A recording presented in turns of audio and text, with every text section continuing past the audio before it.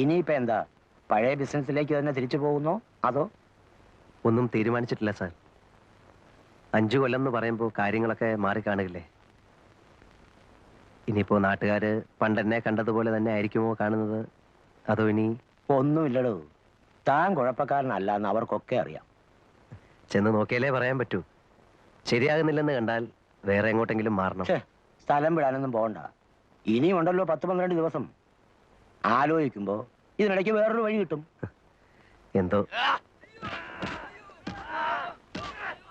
ആരാടോ? ആ സായിപ്പാണോ? അതെ sir. Violent ആണ്? അതെ സർ. പിടിച്ചു പൊട്ടാൻ നോക്കിയിട്ട് ആരും അടുപ്പിക്കുന്നില്ല.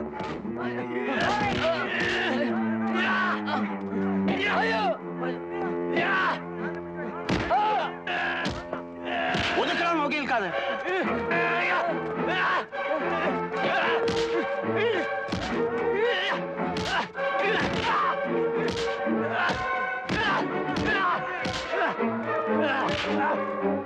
പിടിച്ചു കേട്ടവന്.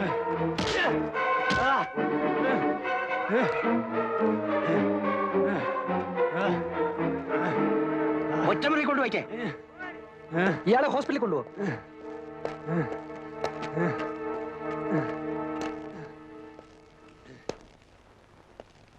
ലൈഫാ, ഇന്നിങ്ങോട്ട് വന്നേ ഉള്ളൂ. അതിന്റെ ബഹളമാ. ആരായാലും സ്വല്പം ബഹളം വെച്ചു പോകും സാർ. ഇനി 14 കൊല്ലം ഇതിനകത്ത് എന്ന് ഓർക്കുമ്പോ. സായിപ്പ് എന്ത് കുസൃതിയാ കാണിച്ചത്? മറ്റത് തന്നെ, ഡ്രഗ്. ആ, കണ്ടപ്പോ തോന്നി. 3 കോടി രൂപയുടെ സാധനമാ അവന്റെ കയ്യില്. കൊച്ചിയില് ബോൾഗാട്ടിക്കടുത്ത് നിന്ന് പൊക്കുമ്പം എന്റെ അമ്മോ. ഹെറായിനും കറുപ്പും മറ്റ് സകല വേണ്ടാദിനങ്ങളും ഉണ്ടായിരുന്നു. പിടിച്ചു കഴിഞ്ഞപ്പോ പിന്നെ കള്ള പാസ്പോർട്ട്, ചീറ്റിങ്, ആ വകുപ്പിൽപ്പെട്ട സകല കേസ്. കിടക്ക് 14 കൊല്ലം. എന്താ ഇഷ്ടായി കാട്ടിക്കൂട്ടണേ? കണ്ണി കണ്ടൊക്കെ അടിച്ചിട്ടേ ഇരുന്ന് തൂങ്ങിയാണ്ടല്ലോ ചോറിൽ കല്ല് കാണും. ഞാൻ പറഞ്ഞു കൊടുക്കും സായിപ്പ അരിച്ചെന്ന്.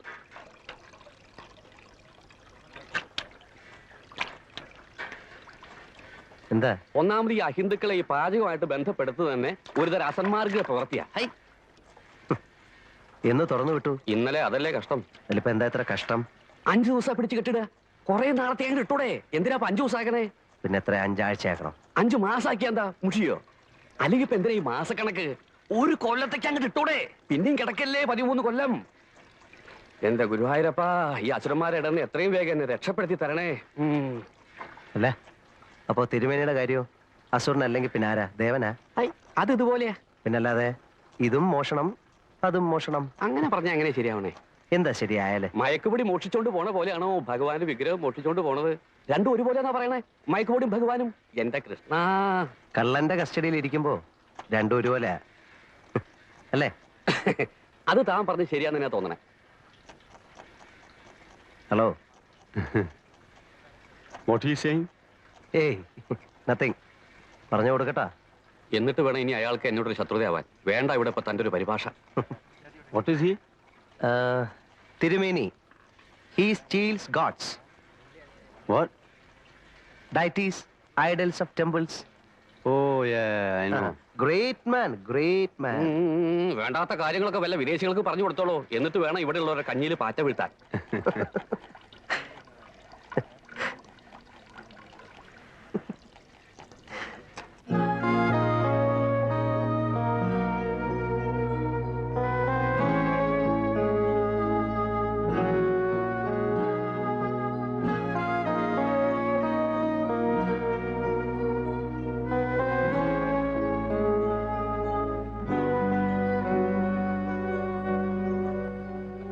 Man, when are you going?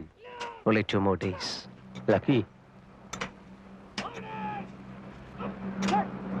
I am sad that you are going. Because you are my only friend here. I am sad.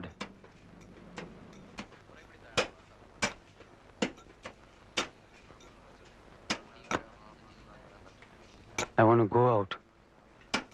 I want to fly off. Take me with you. I mean, you know my problem. Yeah, I understand.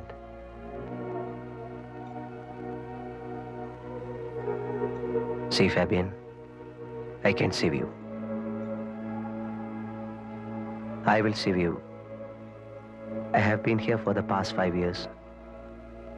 I know every nook and corner of this place. And then I'm in their good books. Yeah, I know. If you give me money, I'll help you to go out. Can you? Really? Yeah, I can. Okay. I'll give you money. Sure? Sure. How much? 1 lakh rupees. 2, No, 3, go up. 4, 5 lakhs. Agreed. I take you out for 5 lakhs. When? Not this time. I have no time to plan this time. I go and come back. But will you? Yeah, I will. I will come back and save you.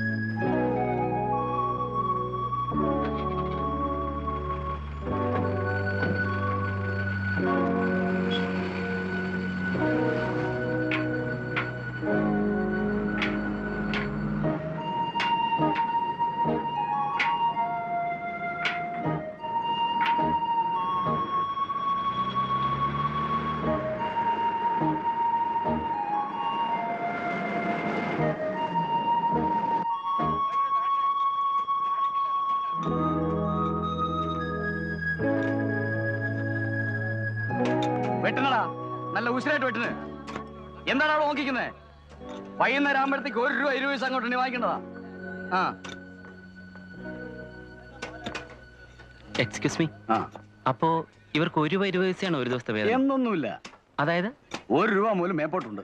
എത്ര വരെ? 1.20, 1.30. Kitchen ജോലി ചെയ്യുന്നവർക്കല്ല 1.30. അങ്ങനെ 2 രൂപ വരെ ഉണ്ട്.